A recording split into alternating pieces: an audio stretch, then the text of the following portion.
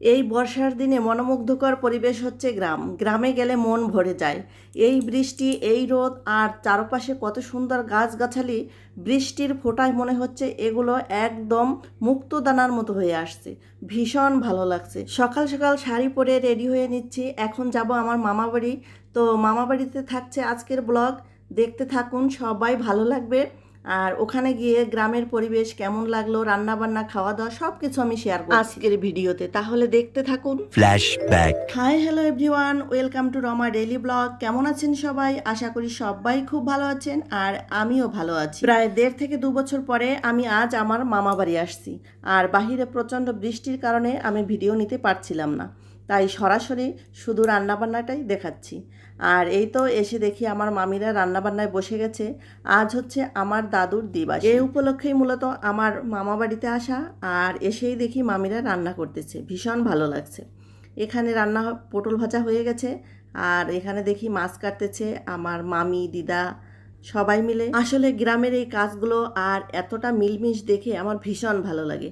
গ্রামের মানুষ কত সহজ সরল, তাই সবাই সবার সুখে দুঃখে পাশে থাকে। আর এই বড় বড় কড়াইতে রান্না করতে দেখলে আমার ভীষণ ভালো লাগে, ইচ্ছে হয় আমিও একটু। আর অন্যদিকে এই দেখুন বাহিরে কত সুন্দর চুলা তৈরি করে রান্না করতেছে। আর এই যে রান্না করছে দেখতে পাচ্ছেন, এটাও হচ্ছে আমার মামা। আর মামা তো ভীষণ ভালো রান্না করে, তাই গ্রামে যদি কোনো অনুষ্ঠান হয় মামাকেই ডাক রান্না করার জন্য।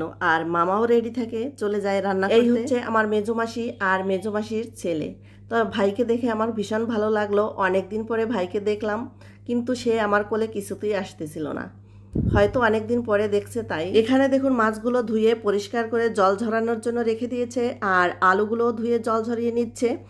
এই তো রান্না হচ্ছে ডাল, তারপর হবে আলুর তরকারি, মাছের ঝোল, টক, পায়েস। এই তো সব শেষে আমি আর থাকতে পারলাম না, মামাকে বললাম মামা দাও আমি একটু রান্না করি।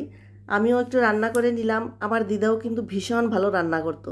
গ্রামের যত অনুষ্ঠান ছিল, বিয়ে, শ্রাদ্ধ অনুষ্ঠান, কোনো মহোৎসব, সব কিছুতেই আমার দিদা রান্না করতো। আর এই দেখুন গ্রামের মানুষ কত সহজ সরল।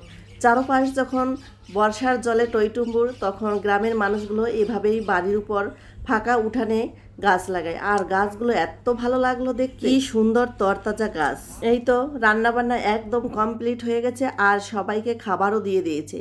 আর গ্রামের পরিবেশে এরকম অনুষ্ঠান বাড়িতে এইভাবে পাত পেরে খাওয়া দাওয়া ভীষণ ভীষণ ভীষণ ভালো লাগে। আমি তো সব সময় মিস করি এই সব। আর দেখুন আমার ছোট বাবাইটা সবার পাতে লবণ দিচ্ছে, ভীষণ খুশি। আর ভিডিও এডিটিং করতে এসে দেখি অনেক কিছু মিস হয়ে গেছে। যাই হোক, আসলে প্রচণ্ড বৃষ্টির কারণে আবার অনেক দিন পরে মামা বাড়িতে আসছি, সবার সঙ্গে কথা বলা, গল্প করা, সবাইকে দেখে ভীষণ ভালো লাগছে আমার।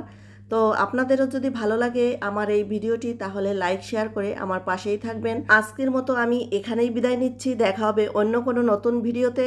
ততক্ষণ সবাই ভালো থাকবেন, সুস্থ থাকবেন, আর আমাকে মন থেকে আশীর্বাদ করবেন যেন আমি সুস্থ থাকি, ভালো থাকি। Tata, by.